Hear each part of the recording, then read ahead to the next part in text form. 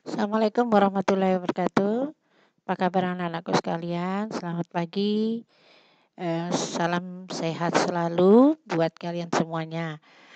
Minggu lalu sudah kita melaksanakan penilaian tengah semester.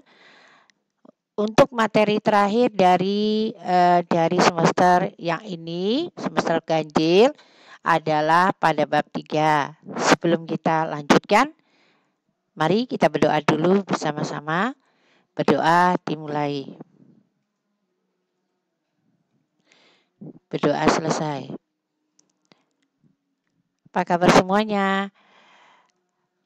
Hari ini kita akan melanjutkan materi bab 3, tata urutan peraturan perundang-undangan dalam sistem hukum nasional.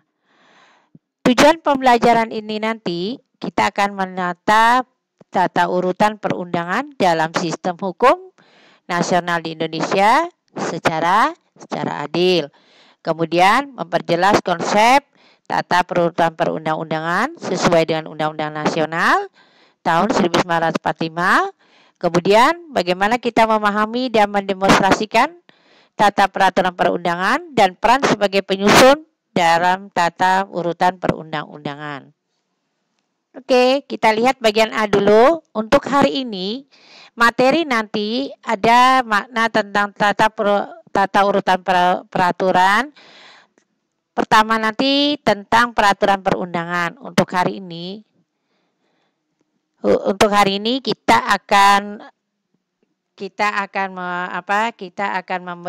membahas dari keempat itu hanya 1 sampai 3 saja untuk hari ini. Minggu depan nanti kita akan lanjutkan bagian keempatnya dari yang namanya tata urutan pertama perundang-undangan. Nanti ada peran peraturan perundangan dan fungsi peraturan perundangan. Minggu depan kita akan bahas tata urutan perundangan itu sendiri terdiri dari apa saja sih. Nah, kita lihat makna tata urutan perundang-undangan ini adalah penjenjangan setiap jenis peraturan perundangan yang didasarkan pada asas bahwa peraturan perundangan yang lebih rendah itu tidak boleh bertentangan dengan peraturan perundang-undangan yang lebih tinggi. Jika peraturan di bawah bertentangan, maka peraturan tersebut tidak akan berlaku. Artinya gini, kenapa sih harus ada urutan? Nah, karena di dalam nanti kita akan melihat bahwa tata urutan perundangan itu kan ada bermacam-macam. Ada peraturan presiden, ada peraturan menteri, ada undang-undang itu sendiri, Undang-Undang Dasar Negara Republik Indonesia itu sendiri, kemudian nanti ada ketetapan MPR dan keputusan presiden. Nah, itu nanti akan diatur sedemikian rupa. Tidak mungkin, jangan sampai nanti peraturan gubernur melebihi tinggi dari peraturan presiden. Nah, ini makna aturan itu. Artinya ketika itu terjadi, maka peraturan itu tidak akan pernah tidak bisa diberlakukan di negara kita. Makanya perlu ada yang namanya tata peraturan perundangan. Nah, peraturan perundang-undangan itu sendiri, kita tahu negara Indonesia adalah sebuah negara hukum. Dalam sebuah negara hukum ada yang namanya di dalam sebuah negara hukum ada pengakuan hak asasi manusia, asas legalitas, serta peradilan yang bebas dan tidak memihak atau yang kita kenal dengan supremasi hukum. Nah, anak-anakku sekalian, negara Indonesia kita tahu adalah sebuah negara hukum yang tertuang di dalam undang-undang. Pada pasal 1 ayat 3, yakni negara Indonesia adalah negara hukum. Sesuai dengan gambaran bahwa dari pasal ini menerangkan ke kita bahwa negara Indonesia termasuk negara hukum yang mempunyai peraturan perundang-undangan. Nah, selain itu, kita kenal negara Indonesia adalah sesuai dengan pasal 27 ayat 1 bahwa segala warga negara bersamaan kedudukannya di dalam hukum dan pemerintahan, dan wajib menjunjung hukum dan pemerintahan itu dengan tidak ada kecualinya. Nah, di sini menjelaskan ke kita bahwa penyelenggaraan pemerintah Indonesia itu jelas berdasarkan yang namanya sebuah hukum. Dalam sebuah negara hukum ada yang namanya tadi pengakuan hak asasi manusia. Nah, sesuai dengan Undang-Undang Nomor 12 Tahun 2011, peraturan perundangan itu adalah peraturan yang tertulis karena dia memuat norma hukum yang mengikat secara umum dan dibentuk atau ditetapkan oleh lembaga negara atau pejabat yang berwenang melalui prosedur yang ditetapkan dalam peraturan perundang-undangan. Nah, ada beberapa pengertian tersendiri dengan yang namanya peraturan perundangan. Jadi dalam hal ini sebenarnya peraturan perundangan itu sendiri ada hal yang harus kita ingat. Ada ciri tersendiri yang dimiliki yang namanya sebuah peraturan perundangan. Peraturan perundangan dalam wujudnya memang peraturan tertulis. Tadi udah dikatakan peraturan perundangan itu dibentuk, ditetapkan dan dikeluarkan oleh lembaga negara. Kemudian ciri lain peraturan perundangan itu tadi berisi norma atau pola tingkah laku yang sesuai dengan norma hukum. Kemudian peraturan perundangan juga sifatnya mengikat secara umum dan menyeluruh. Artinya peraturan perundangan ini tidak ada pengecualian.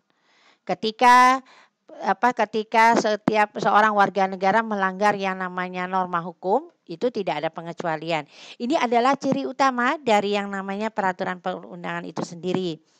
Nah, bagaimana sih anak-anakku sekalian? Ada beberapa selain daripada ciri, ada syarat pembentukan peraturan perundangan. Apa saja? Nah, syarat pertama, peraturan perundangan itu harus mencerminkan aspirasi masyarakat dalam artian. Maksudnya aspirasi.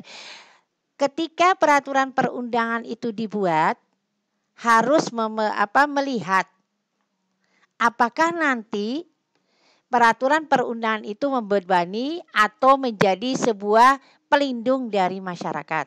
Dan ketika membuat, seorang pejabat ataupun seorang yang berwenang membuat peraturan perundangan pasti akan mendengarkan atau mengkomunikasikan dengan yang namanya masyarakat itu sendiri, karena peraturan perundangan ini nanti akan kembali ke masyarakat. Makanya dalam hal ini setiap peraturan perundangan yang dibuat harus mencerminkan aspirasi dari yang namanya masyarakat.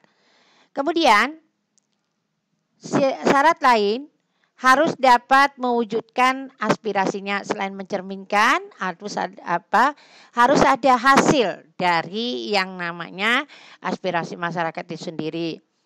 Kemudian selain itu, tata peraturan perundangan itu sendiri harus dapat mewujudkan keadilan, kebenaran, dan menjunjung hak-hak asasi manusia itu sendiri. Nah, kemudian dalam kehidupan berbangsa dan bernegara, peraturan perundangan itu mempunyai fungsi pertama sebagai norma hukum bagi warga negara ketika karena berisi perintah dan larangan. Kemudian ada perintah, ada aturan itu sendiri, ada juga sanksi yang akan diberikan ketika warga negara melanggar. Kemudian selain daripada itu tadi, kita akan melihat bagaimana peraturan asas pembentukan peraturan perundangan itu sendiri.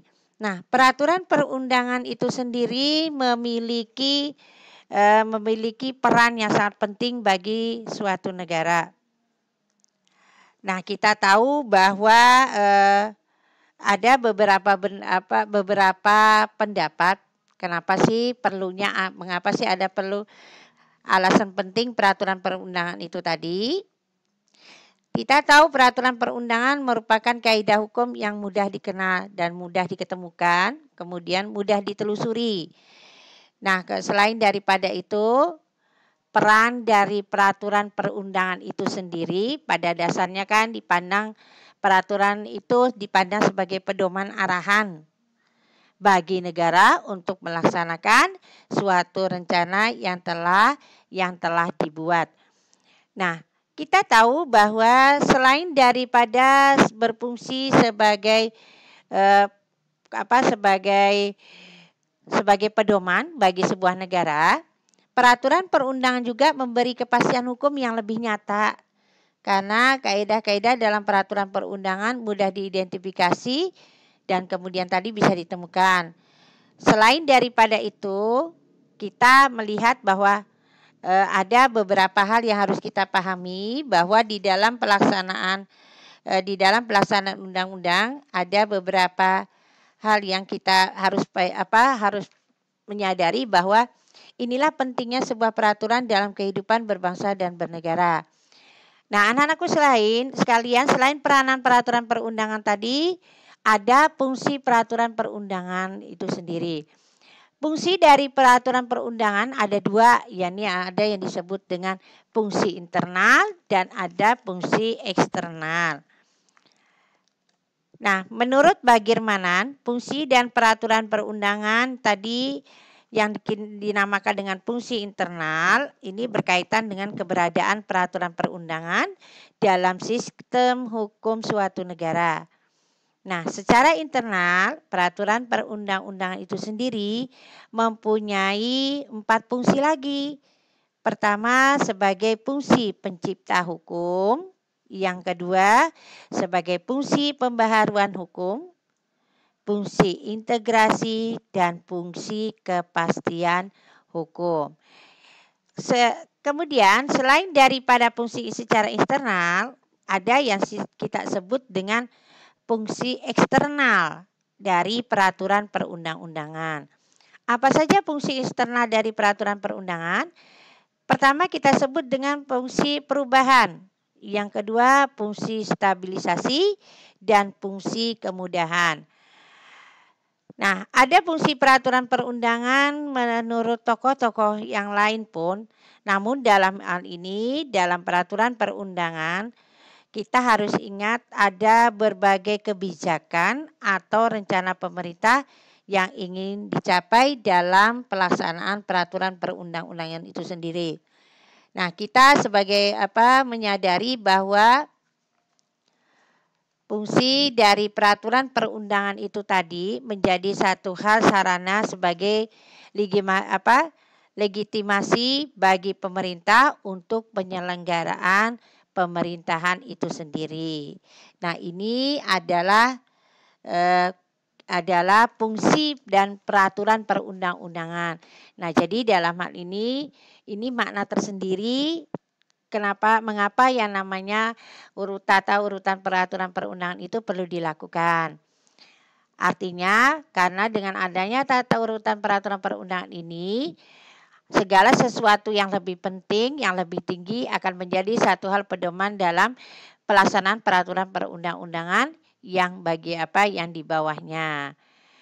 Nah, anak-anakku sekalian, mungkin itu yang dapat Ibu sampaikan. Mudah-mudahan apa yang Ibu sampaikan hari ini dapat kamu terima atau kamu dengarkan dengan baik. Demikian dari Ibu. Sebelum Ibu akhiri, mari kita berdoa bersama-sama. Berdoa dimulai. Berdoa selesai. Demikian dari Ibu. Jaga kesehatan selalu. Tetap saja melaksanakan yang namanya satu kewajiban. Tetap belajar di rumah dengan baik. Mudah-mudahan apa yang kita lakukan menjadi satu hal yang lebih baik buat kita. Demikian. Assalamualaikum warahmatullahi wabarakatuh.